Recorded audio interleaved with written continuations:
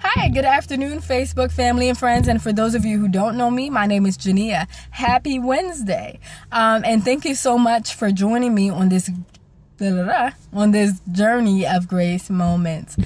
So in our last video, my question was to you: have you taken that next step? Have you taken that step of faith, that leap of faith, and begin to do what God has been calling you to do? And if you haven't, what's holding you back?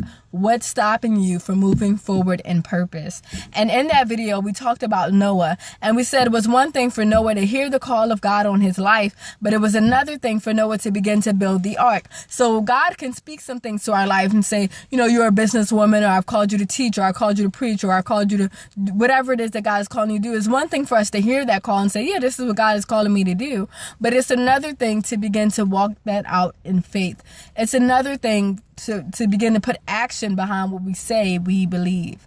And so some of you have shared with me that you have taken that first step. And I just want to say congratulations, and I'm so excited to see what God is going to do in and through your life because you've taken that next small step of obedience.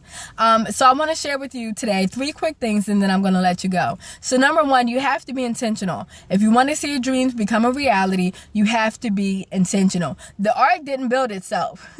God could have just he could have just dropped the ark down from heaven. I'm just being a little out there. But seriously, the ark didn't build itself. Noah had to be intentional about putting time aside to do what God has called him to do. Number 2, not only do we have to be intentional, we have to be consistent. So I have taken that first step of faith, and I have begun writing because that's what I'm passionate about doing. One of the things I'm passionate about doing. And so I've taken some time today. You just wouldn't believe, this is just the words and the insight that just came out today. It was just amazing to see, like when you quiet yourself, when you get yourself in the right position to receive and to hear from God, you just be amazed at what God wants to do and the things that he wants to reveal and speak to you. So that was exciting for me, but I had to be intentional about it. It just wasn't going to happen and saying, one day I'm going to write. No, today I have some free time and I'm going to spend an hour writing.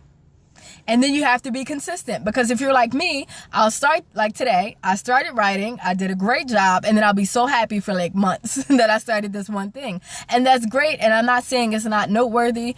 I'm not saying any of that. But what I am saying is that I have to learn how to be consistent. So it's not just Noah going out and put 2 pieces together to build this ark. Like, no, we're looking at Noah like he's crazy, but we do the same things. So we take that first step and then we stop there. But my encouragement to you today is to keep going. So yes, you took that hour writing today. Now tomorrow, do another hour, or give yourself some space, and maybe by the end of the week, maybe try another hour of writing, or maybe even over the weekend. And so my goal is, a lot of times we say, I don't have time, I'm too busy. But the truth of the matter is, we do have time. All of us have the same amount of hours in every day and every week, and we just have to figure out how to best use it. So for instance, I think Bishop T.D. Jakes said, every new level requires a new, how do you say it? Every new level requires a new version of you.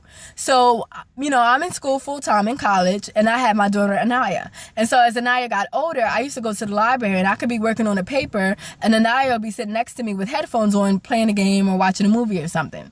But now I have me, Anaya, and Olivia. And so what worked with just me and Anaya no longer works with just me, Anaya, and Olivia. So I'll be lucky if I can read a sentence of a book, let alone go to school and write out a whole paper, if she lets me do it. And so what God has been teaching me in the season of my life, he's showing me how to rearrange some things. He's showing me how to prioritize. He's showing me how to operate more effectively now that this change has taken place in my life. And so I kind of got lost there. But number 1, you have to be intentional. And number 2, you have to be consistent. And I guess that goes into number 3, that you have to be patient with yourself. Your new level does require a new version of you.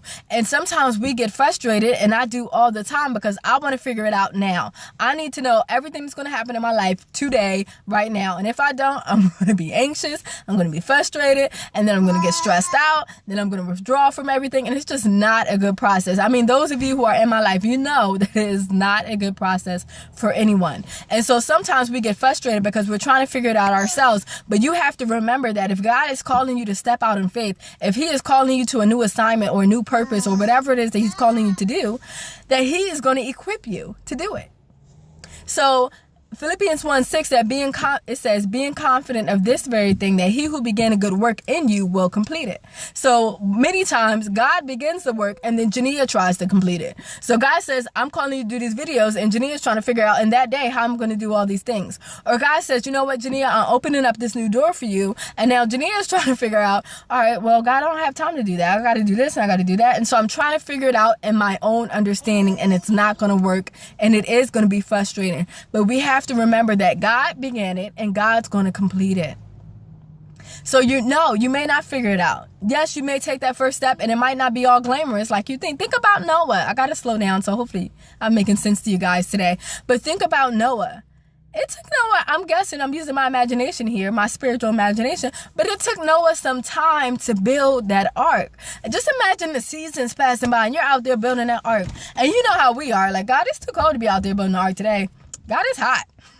God, I'm tired. God, my feet hurt. Man, God, are you sure you called me to build this ark? Ain't that like us? Ain't that what we do? I know that's what I do sometimes. Right? So, I got lost. I got lost a little bit, but it is all good. You can go back and you'll watch the video and you'll get it, and it makes sense to you, I'm pretty sure.